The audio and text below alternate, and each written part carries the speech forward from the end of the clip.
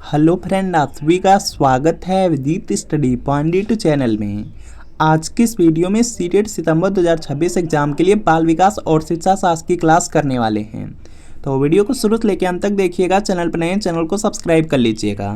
PDF के लिए विदित स्टडी पॉइंट टेलीग्राम चैनल को ज्वाइन कर लीजिएगा। आज की क्लास में हम सीडीपी के 30 प्रश्न करने वाले हैं। अगर इन 30 प्रश्नों में से आपके 20 प्लस प्रश्न बिल्कुल सही हो जाते हैं तो आप सीटेट एग्जाम को काफ़ी अच्छे स्कोर से पास कर सकते हैं। तो आज की क्लास से कितने प्रश्न बिल्कुल सही हुए हैं यह कमेंट आप ज़रूर कीजिएगा। सीटेट एग्जाम आपका 5 और 6 सितंबर को होने वाला है। अच्छे से पढ़ेंगे तभी पास कर पाएंगे। तो आज की क्लास का आपका सबसे पहला प्रश्न है, जिन पियाजे के अनुसार संज्ञानात्मक विकास की द्वितीय अवस्था है। तो इसका देखिए आपको सही जवाब करना है। 4 ऑप्शन दिया गया है और यह प्रश्न सीटेट एग्जाम में पूछा गया प्रश्न है। पहला यहाँ पे दिया गया मूर्त संक्रियात्मक अवस्था है, दूसरा पूर्व संक्रियात्मक अवस्था है, तीसरा संवेदनात्मक गामक अवस्था है और चौथा आपका है औपचारिक संक्रियात्मक अवस्था। तो यहाँ पर देखेंगे सबसे पहले यहाँ पर जो जिन पियाजे हैं उन्होंने जो संज्ञानात्मक विकास है इसको 4 यहाँ पे अवस्था में डिवाइड किया है। 4 भाग में देखेंगे, 4 अवस्था में देखेंगे। सबसे पहले संवेदी गामक अवस्था है। संवेदी गामक अवस्था है जो कि आपकी 0 से लेकर के 2 वर्ष तक की है। इसके बाद देखेंगे 2 वर्ष से लेकर के 7 वर्ष तक पूर्व संक्रियात्मक अवस्था है। 2 वर्ष से लेकर के 7 वर्ष तक पूर्व संक्रियात्मक अवस्था है। और इसके बाद देखेंगे 7 से लेकर के 11 वर्ष की अवस्था है, यह मूर्त संक्रियात्मक अवस्था है। और इसके बाद देखेंगे 11 वर्ष से लेकर के 15 वर्ष तक की जो अवस्था है यह औपचारिक यहाँ पे संक्रियात्मक अवस्था है। तो अगर आप लोग ध्यान से देखेंगे तो जो दूसरी अवस्था है वह पूर्व संक्रियात्मक अवस्था है। तो यहाँ पर आपका ऑप्शन नंबर बी वाला बिल्कुल राइट आंसर है। जो भी छात्र इसमें बी वाले को चूज कर रहे हैं वह बिल्कुल राइट हो जाएंगे।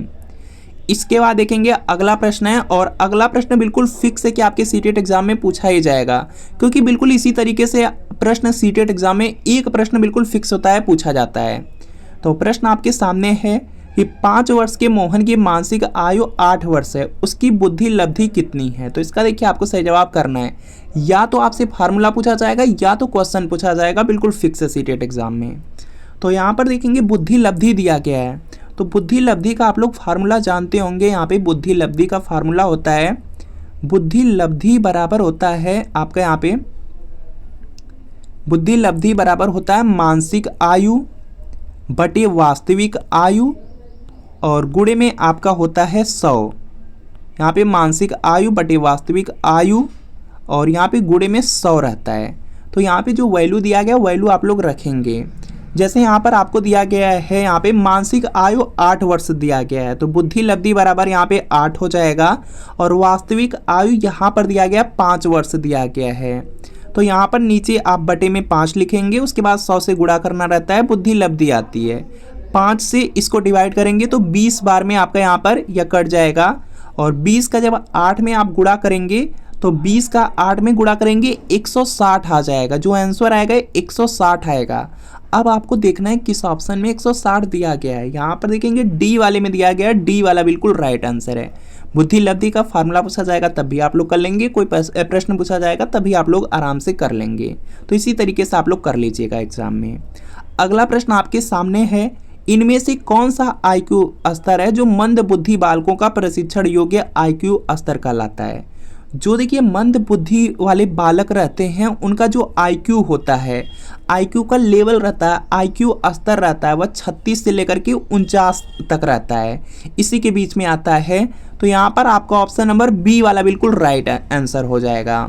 यह जो सामान्य बालक रहते हैं, सामान्य बालक से इनकी यहाँ पे कम क्षमता रहती है, कम इनकी क्षमता रहती है, यह पॉइंट याद रखेंगे। तो यहाँ पे क्या होगा, बी वाला राइट आंसर है। अगला प्रश्न है, रोडसा इंक ब्लॉट टेस्ट का प्रयोग निम्न में से किसके मापन हेतु किया जाता है। तो इसका देखिए आपको सही जवाब करना है। देखिए जो रोडसा इंक ब्लॉट टेस्ट है इसका जो प्रयोग है पर्सनालिटी को मापने के लिए किया जाता है, व्यक्तित्व को मापने के लिए किया जाता है। तो यहाँ पर आपका ऑप्शन नंबर सी वाला बिल्कुल राइट आंसर है। सी वाला बिल्कुल यहाँ पे क्या है, राइट आंसर हो जाएगा। और इसका निर्माण 1921 में किया गया था। इसके बाद देखेंगे नेक्स्ट प्रश्न है, यह विस्मृति का कारण नहीं है। तो इसका देखिए आपको सही जवाब बताना है। विस्मृति का मतलब क्या होता है? विस्मृति का मतलब होता है भूलना। विस्मृति का मतलब होता है भूलना। तो भूलने का कारण क्या नहीं है यह आपको बताना है। सीखने की दोषपूर्ण विधि है। अगर सीखने की दोषपूर्ण विधि रहेगी तो आप कोई भी चीज़ अच्छे से नहीं सीख पाएंगे, भूल जाएंगे, विस्मृति हो जाएगी। तो यह तो कारण है नहीं। उसके बाद देखेंगे यह तो आपका यहाँ पे विस्मृति का ही कारण है, लेकिन आपसे नहीं वाला पूछा जा रहा है। मानसिक द्वंद्व, अगर मानसिक द्वंद्व होगा तो विस्मृति का कारण बनेगा, आप कोई चीज़ भूल जाएंगे। तो यह भी आपका यहाँ पे विस्मृति का कारण है। और सीखने में अगर कमी करेंगे तो कोई चीज़ आपको याद नहीं रहेगी, भूल जाएंगे, विस्मृति होगी। तो यह भी आपका है, यह भी कारण है विस्मृति का। लेकिन आपसे कहा जा रहा है नहीं है, विस्मृति का कारण नहीं है। तो यहाँ पे स्मरण करने की इच्छा, जो याद करने की इच्छा है, इससे आप कुछ भूलेंगे नहीं, यह विस्मृति का कारण नहीं होता। तो यहाँ पे क्या होगा? आपका ऑप्शन नंबर डी वाला राइट आंसर है। यहाँ पे पूछा गया था, नहीं वाला पूछा गया, इसलिए यहाँ पे डी वाला राइट आंसर है। अगला प्रश्न आपके सामने, सभी लोग प्रयास करेंगे और राइट आंसर करेंगे। अगर आप लोग प्रयास करेंगे तो जरूर यहाँ पे आंसर कर लेंगे। प्रश्न आपका दिया गया है, वह विज्ञान जो संख्यात्मक पदार्थ को एकत्र करने, विभाजित करने, प्रस्तुत करने, तुलना करने और व्याख्या करने की विधि से संबंधित है, वह कहलाता है। और यह प्रश्न पूछा गया है आपके सीटेट एग्जाम में। सीटेट एग्जाम में पूछा गया प्रश्न है। तो यहाँ पे इसका राइट आंसर हो जाएगा, उसको सांख्यिकी कहा जाता है। ऑप्शन नंबर सी वाला राइट आंसर है। वह विज्ञान जो संख्यात्मक पदार्थ को एकत्र करने, विभाजित करने, प्रस्तुत करने, तुलना करने और व्याख्या करने की विधि से संबंधित है, उसको स्टैटिस्टिक्स बोला जाता है, सांख्यिकी बोला जाता है। तो यहाँ पर आपका ऑप्शन नंबर सी वाला बिल्कुल राइट आंसर होगा। अगला प्रश्न आपके सामने है, निम्न में से कौन सी शिक्षा मनोविज्ञान की सर्वाधिक व्यक्तिनिष्ठ विधि है? तो इसका देखिए आपको सही जवाब करना है, सभी लोगों को प्रयास करना है और इसका राइट आंसर करना है। देखिए यहाँ पे जो शिक्षा मनोविज्ञान है, इसकी जो यहाँ पे सर्वाधिक व्यक्तिनिष्ठ विधि है वह अंतर्दर्शन विधि है। ऑप्शन नंबर जो सी वाला दिया गया, सी वाला बिल्कुल यहाँ पे राइट आंसर है। यहाँ पे सी वाला बिल्कुल यहाँ पे क्या है? राइट आंसर होगा। अंतर्दर्शन विधि में क्या होता है? अंतर्देशी दर्शन जो विधि होता है, इसमें देखेंगे जो व्यक्ति होता है वह अपने खुद के व्यवहार का निरीक्षण करता है। तो यहाँ पे क्या होगा? सी वाला बिल्कुल राइट आंसर होगा। अगला प्रश्न है कि किसका अभिप्राय अपने व्यवहार को नियंत्रित करने से है? तो इसका देखिए आपको सही जवाब करना है। 4 ऑप्शन है, चारों आप लोग पढ़ेंगे, उसके बाद आंसर करेंगे। आत्मनियंत्रण है, आत्मानुदेश है, आत्म प्रबलन है, आत्मा अभिव्यक्ति है। तो यहाँ पे इसका राइट आंसर हो जाएगा आत्मनियंत्रण। अपने व्यवहार को जो नियंत्रित करना है वह आपके आत्मनियंत्रण पर डिपेंड होता है, सेल्फ कंट्रोल पर डिपेंड होता है। तो यहाँ पे क्या होगा? ए वाला राइट आंसर है। जो भी छात्र इसमें ए वाले को चूज कर रहे हैं वह बिल्कुल राइट हो जाएंगे। अगला प्रश्न है कि जिसका तात्पर्य उन विशिष्ट तरीकों से है जिनके द्वारा व्यक्ति अपनी अनुभूतियों को व्यक्त करता है। तो इसका देखिए आपको सही जवाब करना है। यहाँ पे दिया गया किसका तात्पर्य उन विशिष्ट तरीकों से है जिनके द्वारा व्यक्ति अपनी अनुभूतियों को व्यक्त करता है। जो व्यक्ति अपनी अनुभूतियों को व्यक्त करता है उसको आत्म प्रबलन कहा जाता है। आत्म प्रबलन देखेंगे कहाँ पे दिया गया है? तो यहाँ पर डी वाले में दिया गया है। डी वाला आपका बिल्कुल राइट आंसर होगा। अगला प्रश्न आपके सामने है, किस परीक्षण में 10 मसी लक्ष्य या स्याही धब्बे होते हैं? तो इसका देखिए आपको सही जवाब करना है। और यहाँ पे इसका राइट आंसर हो जाएगा, यह देखेंगे आपका हो जाएगा जो रोडसा परीक्षण होता है उसमें स्याही धब्बे होते हैं। तो यहाँ पर आपका ऑप्शन नंबर ए वाला बिल्कुल राइट आंसर होगा। असामान्य मनोविज्ञान के आधुनिक युग के जनक थे। तो इसका देखिए आपको सही जवाब करना है। असामान्य जो यहाँ पे मनोविज्ञान है उनके जो आधुनिक युग के जनक हैं वह सिगमंड फ्रायड हैं। तो यहाँ पर बी वाला बिल्कुल राइट आंसर है। अगला प्रश्न आपके सामने है, सामूहिक पागलपन के प्रमाण किस शताब्दी से किस शताब्दी तक मिले? तो इसका देखिए आपको सही जवाब करना है। तो यह देखेंगे 10वीं से लेकर के 16वीं तक मिले थे। सामूहिक जो पागलपन है इसका जो प्रमाण है यह 10वीं शताब्दी से लेकर के 16वीं शताब्दी तक मिला। तो यहाँ पे डी वाला आपका राइट आंसर है। मन स्नायु विकृत के रोग का लक्षण है। तो इसका देखिए आपको सही जवाब करना है। तो यहाँ पे इसका राइट आंसर हो जाएगा जो मन स्नायु विकृति होता है यह रोग है, इसका लक्षण आशंका रहती है, हमेशा शक रहता है। इसमें क्या होता है कि जो व्यक्ति होता है व्यक्ति को अपने पर भी विश्वास नहीं होता है। और वह देखेंगे हमेशा जो अपने कार्य करता है उसको लगता है कि जो भी वह कार्य कर रहा है वह गलत कर रहा है, उसमें उसको सफलता नहीं मिलेगी, हमेशा उसके अंदर शक बना रहता है। तो यहाँ पे क्या होगा, जो मना स्नायु विकृति का रोग है इसका लक्षण आशंका है, उसे हमेशा अपने पे विश्वास नहीं होगा, शक होगा। तो यहाँ पे क्या है, बी वाला राइट आंसर है। छात्रों में चोरी करने की आदत को कैसे दूर किया जा सकता है, तो इसका देखिए आपको सही जवाब करना है। 4 ऑप्शन है, चारों पढ़ेंगे उसके बाद आंसर करेंगे आप लोग। बालकों को पारितोषिक देकर, उदाहरण देकर, ताड़ना देकर, सजा देकर। छात्रों में अगर चोरी करने की आदत को दूर करना है तो इसके लिए सबसे जो अच्छा तरीका है वह है आपको उदाहरण देना होगा। आपको उदाहरण देना होगा, जो बुरे कार्य हैं, बुरे कार्य का क्या परिणाम होता है वह आपको बच्चों को बताना होगा। बच्चे उसको जब जानेंगे तो जानेंगे, उसके बाद क्या होगा कि बच्चे अपने व्यवहार में परिवर्तन लाएंगे। तो यहाँ पर आपका ऑप्शन नंबर बी वाला बिल्कुल राइट आंसर है। अगला प्रश्न है कि अधिगम का शिक्षा में योगदान है, तो इसका देखिए आपको सही जवाब करना है और यहाँ पे इसका राइट आंसर हो जाएगा। अधिगम का मतलब क्या होता है, अधिगम का मतलब होता है लर्निंग।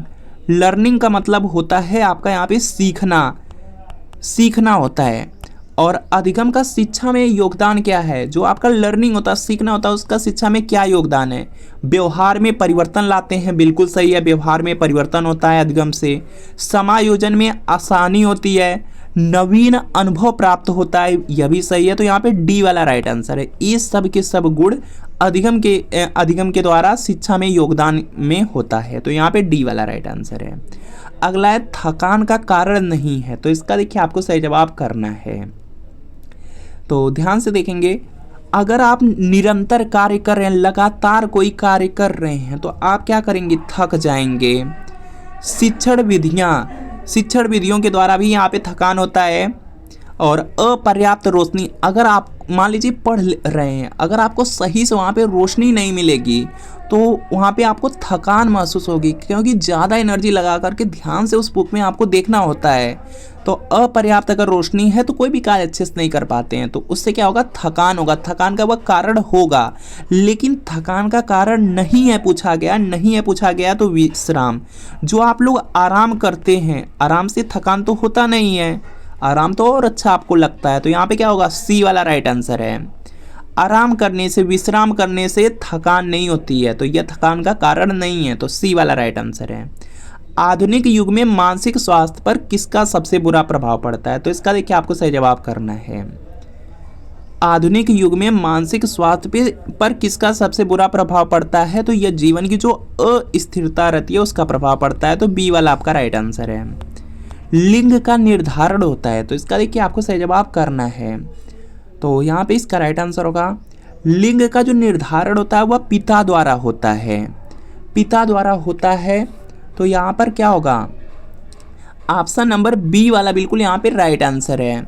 क्योंकि देखेंगे जो माता होती हैं, माता में क्या होता है, यक्ष गुणसूत्र पाया जाता है। और जो पिता होते हैं, जो पुरुष होते हैं, पुरुष में देखेंगे XY गुणसूत्र पाया जाता है। और यहाँ पे जो डिपेंड रहता है वह देखेंगे टोटली डिपेंड करता है यहाँ पे पिता पर, कि लड़का होगा या लड़की होगा, यह किस पे डिपेंड करता है, पिता पर डिपेंड करता है। तो यहाँ पे क्या होगा, बी वाला आपका बिल्कुल राइट आंसर हो जाएगा।